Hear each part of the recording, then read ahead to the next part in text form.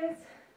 So I wanted to pop on here and do a video for you because I've just seen this a little bit and I thought, you know, this might be something people would like to learn or talk about.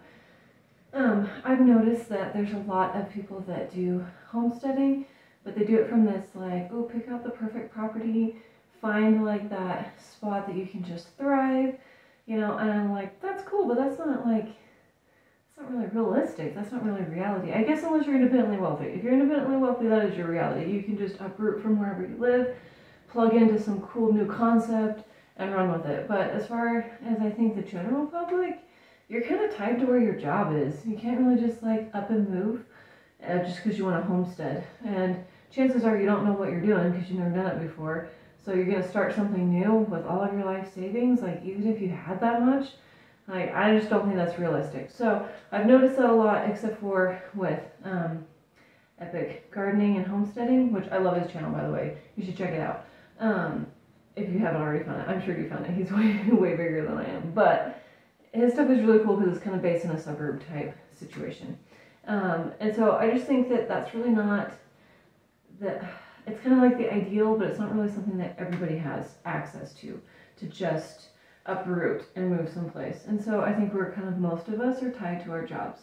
And so I kind of want to talk about that because I think that's the reality. I think everybody is kind of pinched with groceries and looking for maybe something like that, and that may be why they're a hot topic right now, but I don't know. Anyway, I just think it's not realistic to buy a property for the sake of homesteading as your sole income. That would be fantastic. I think that's kind of like an idealistic thing. So let's just jump right into what I want to talk about with that. So we are tied to an area as well because we are tied to a paycheck also. And what I have found that I've been able to do is look at the longest distance that I think that we could feasibly go to work, which is mostly my husband's job. He has to drive really far. How is the farthest he could possibly drive without burning out? And then look in that area for homes, because the farther you are outside the city central area, the more affordable the housing is. Everybody knows that. So if you look on the outskirts, you might be able to find something better. Also, you can also be more in town too. You just have to look at the zoning, make sure that you are allowed to have things, because zoning can be really weird, and what's allowed in those neighborhoods and what's not is a big deal. Homeowners association, because sometimes they're awesome, but usually they're really petty, and I avoid them entirely. If you want a homestead, check for that, because they can be really picky about everything, including like your trash can placement, let alone whether or not you want to have pots of plants all over the place. Like, I've known too many people with HOA issues to just steer clear of them. Stay away from them. Here we're in New Mexico, we're in the Southwest, but we're at like 7,000 elevation. So that is a difficult place to grow things, but there's actually a lot of people out here in the desert because I think land is cheap and there are jobs here. And so people are moving there because sunny skies, better paying jobs, cheaper housing. So if that's your situation, that was my situation. We moved from the East Coast out here. Cheaper housing. It's a big package deal. I think why people leave a lot of populated places. But then for homesteading perspective, you have to look at your land. You really do. But there's lots of things that can be fixed. Soil can be amended. You can add plenty of organic life and fertilizer and really build up the soil. That takes some time. And so you can kind of work with where you're at. If it's not ideal for that, it's just going to take some time. But that's kind of, if you're in that situation, time's all you got. You know, you can't just buy the perfect place. So from that perspective, you can always find ways to improve the soil. There's places here where people have horses, and you can go pick up horse manure from their properties and take it to yours for free because people need to get rid of it. Or rescues. Horse rescue does the same thing. There's a place where people just have a lot of horses, and on the roadside they just pile up all the manure. I mean, it's still on their property, but it's the road corner of their property, and you load your own truck. And so you can get stuff like that for free if you like just talk to people. Find stuff. Just communicate with the people that are already there and figure out where you can get that kind of stuff. Here we have to amend the soil. I'm not going to take you guys outside to see the place. I might put some clips in here, but it's super windy and cold today. Some of the struggles that we deal with here that we would need to fix to Homestead, which I'm planning to do as well. I just haven't done all of these things because I am not independently wealthy. I have to figure things out financially as well. Is New Mexico in general is pretty windy. We have a lot of wind. We are at the foothills of the mountains, and we're in the rolling hills side of the mountains. There's a lot of wind still.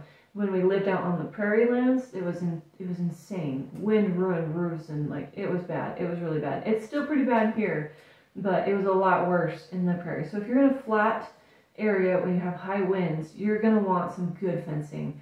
My favorite would be the cinder block walls. There's a lot of those in New Mexico, and they do a fantastic job at just helping block in where you live from the wind. That will do a great deal for your garden.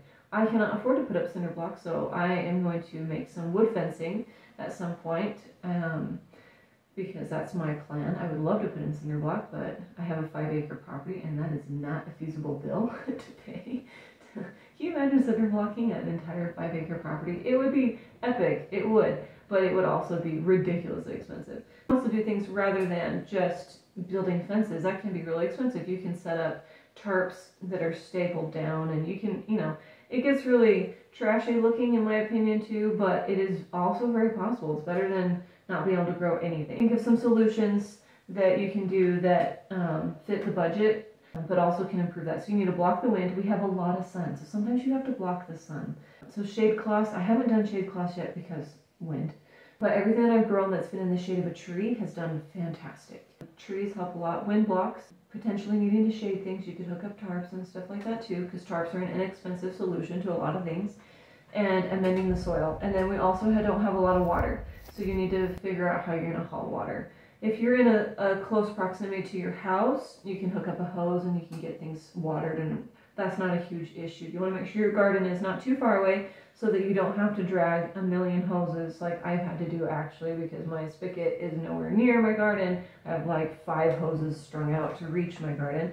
But if you're in a closer proximity to your house, your garden can actually be watered by the hose, and that's a lot easier to do. And so there's just a few things that I just think you can just work with where you're at. The grow zone is not perfect. Here where I'm at, I really need a greenhouse to grow things because our temperature swing is so high from the morning. Like our warmest point of the day to our coldest point of the day is always at least 20 degrees, if not more. So it's really difficult grow zone. So these places that have cheaper properties to live and they have jobs out here and things, they are not the best places to grow crops. They just aren't. They're not bad for livestock, but there's still not enough vegetation growing. So you'll have to work with what you have, but I think you can. I think you can work with what you have. A lot of people do container gardening out here, which is a good idea because we've got a lot of gophers and stuff. And so you can do container gardening and bring things inside, put things outside, protect things from getting eaten. The roots getting eaten out. I'm still fighting those guys because I don't want to grow everything in containers. I love the idea of having everything lush and beautiful and growing all over just naturally, but the climate does not favor that, so I'm really kind of fighting an uphill battle, but hopefully I will win. That's the goal, we'll see. I don't know. But anyway, so you can do a lot of things without being in the perfect property. And I think that there's a lot more potential. There's also another plus side, in my opinion, of being in a residential type area. Close enough to other houses, there is a benefit of selling things. Like I have an egg stand that I can sell things at, or I can talk to people in the community and sell eggs if I want to sell eggs, and soaps and all those little things that you can sell off of your homestead are easier when you're a lot closer to people. If you're way out of town too far, it might be too far for anybody to travel that far. And we're already kind of far that people from in town, there's no way. No one's coming from town out here to get anything from me. But there's still enough people out here that I could sell things to the people in my own community. So that is kind of a benefit of being a little bit closer to your neighbors, is that you can sell people things because you're closer to them and it's easy. To recap, I don't think that you have to have the perfect property to homestead. Some of us, I think most of us, are tied to our jobs, and ultimately where we work kind of decides where we live. I think most people would like to live in, really unique different places and do a lot of fun things, but at the end of the day, they need to have that paycheck so they can pay for things. So I think you can also homestead. There's a lot of automated things you can do, automated water, and yeah, you can run things while you have to go to work too. It's just going to be harder and it's not going to be as easy, but it is possible. So I want you guys to do it. Try it. Grow where you are. Grow things in pots. You know, I lived in an apartment for a long time with my husband and little kids, and I set up an ironing board behind our couch in our south-facing window, and I grew strawberries on our ironing board in our front room because I didn't care. I wanted some strawberries. I did not grow a ton of strawberries because it was a small apartment and there was an ironing board, so you can't really get a lot of pots on there. But I still wanted to grow some strawberries, so you know, do a little bit. Try it and see. I don't think we have to have the perfect situation to grow things. I think that we can do a lot with an imperfect situation. So good luck, friends. I hope that you guys grow some things and you look at your situation where you're at a little bit differently, and don't worry about things having to be perfect. You've got this. Grow some stuff. We'll see ya.